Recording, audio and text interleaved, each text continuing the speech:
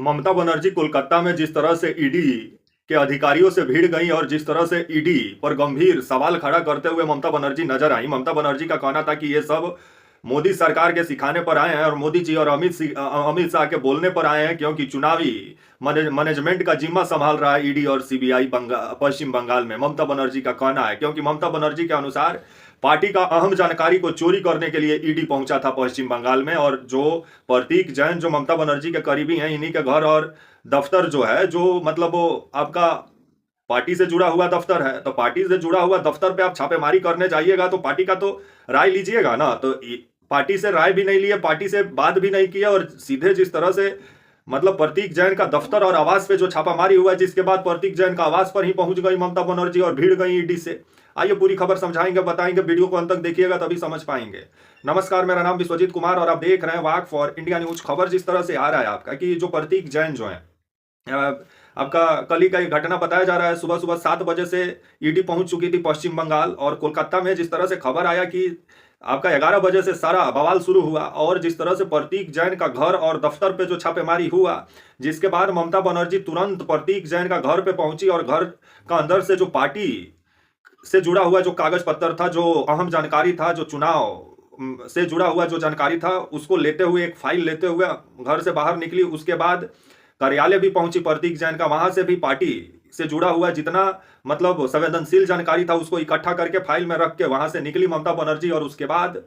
अमित शाह और मोदी जी पर जमकर हमला बोली। और जिस तरह से वोट चोरी का आरोप ममता बनर्जी लगा रही हैं और बोल रही हैं कि करोड़ों लोगों का वोट काटा गया है, उसको लेकर के सुप्रीम कोर्ट हो जाएंगी। तो वहीं ममता बनर्जी का ये भी कहना है कि जो भारतीय जनता पार्टी है वो पश्चिम बंगाल का चुनाव हार रही है, जिस वजह से तृणमूल कांग्रेस जो आपका टीएमसी है, आपका इसको परेशान किया जा रहा है, और पार्टी का जो प्लान है उसको चोरी करने के लिए ईडी पहुंचा था जो है। लेकिन सही क्या है, गलत क्या है, ईडी को तो कम से कम प्रेस कॉन्फ्रेंस करके बताना चाहिए। लेकिन ईडी जब भी कोई राजनीतिक हस्ती पर हाथ डालता है तो उस पर प्रेस कॉन्फ्रेंस नहीं करता है, जिसको लेकर के विभिन्न सवाल खड़ा होता है कि आप मतलब 100 से ऊपर अगर राजनीतिक व्यक्तियों पर आपराधिक मुकदमा अगर ईडी दर्ज करता है तो उसमें से मात्र 1-2 को ही सजा दिलवा पाता है, तो जिस पर सवाल तो खड़ा होगा। और हेमंता बिस्वा शर्मा का घर दिखाई नहीं देता है, ना शुभेंदु अधिकारी का, ना आपका छगन उज्ज्वल का, ना आपका मतलब ये जो है अजित पवार का, लेकिन विपक्ष का मुंडेर अभी दिखाई दे रहा है। और जिस तरह से पश्चिम बंगाल में ममता बनर्जी नाक में दम की हुई है, हिंदुत्व वाला मुद्दा भी छीन ली, जो आपका कोलकाता में जो दुर्गा आंगन का जो निर्माण कर रही है, ऊपर से अब महादेव का भी मंदिर बनाने का बात कर रही है, जिसके बाद से और गंगा सागर पुल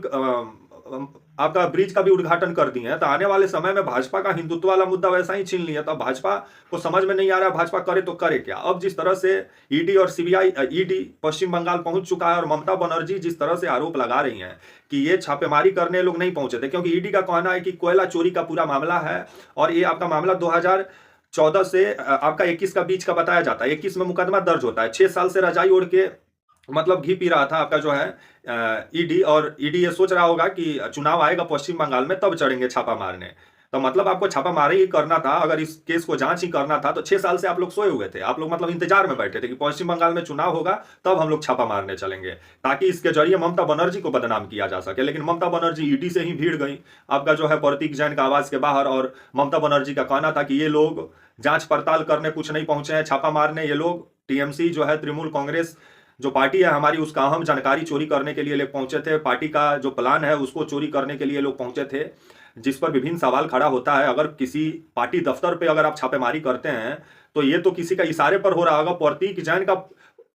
पर्सनल कार्यालय थोड़ी है वो, ममता बनर्जी का पार्टी के लिए प्रतीक जैन का जो कंपनी है वो काम करती है, और प्रचार प्रसार का भी जिम्मा प्रतीक जैन ही संभालते हैं, और सलाहकार भी हैं आपका प्रतीक जैन, जिसको लेकर के पार्टी से जुड़ा हुआ जो अहम दस्तावेज है वो प्रतीक जैन के आवास और कार्यालय पे था, जिस वजह से ममता बनर्जी पहुंची, पूरा कागज पत्र फाइल में समेटते हुए वहां से निकली और गंभीर आरोप लगा दी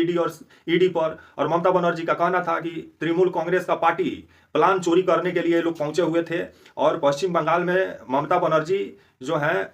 आने वाले समय में भाजपा को सबक सिखाएंगी, ऐसा ममता बनर्जी का कहना है। और इसको लेकर के आज पूरा पश्चिम बंगाल में जोरदार विरोध प्रदर्शन भी होने वाला है, और ममता बनर्जी आज सड़क पर भी उतरने वाली हैं ईडी को लेकर के जो ये छापेमारी हुई है। इसको लेकर के ममता बनर्जी का कहना है कि पार्टी का अहम जानकारी को चोरी करने के लिए अमित शाह और मोदी जी ईडी को भेजे थे। अब आने वाला समय ही बताएगा। अब बंगाल की लड़ाई ईडी पर आई, और आज ईडी को लेकर के ममता बनर्जी कोलकाता में सड़क पे उतरेंगी और जोरदार विरोध प्रदर्शन भी करने वाली हैं। तो वहीं वोट चोरी को लेकर के और जो वोटर लिस्ट से जिनका नाम कटा है उसको लेकर के सुप्रीम कोर्ट भी जाने वाली हैं। तो आने वाले समय में देखा जाए क्या होता है। पश्चिम बंगाल में अभी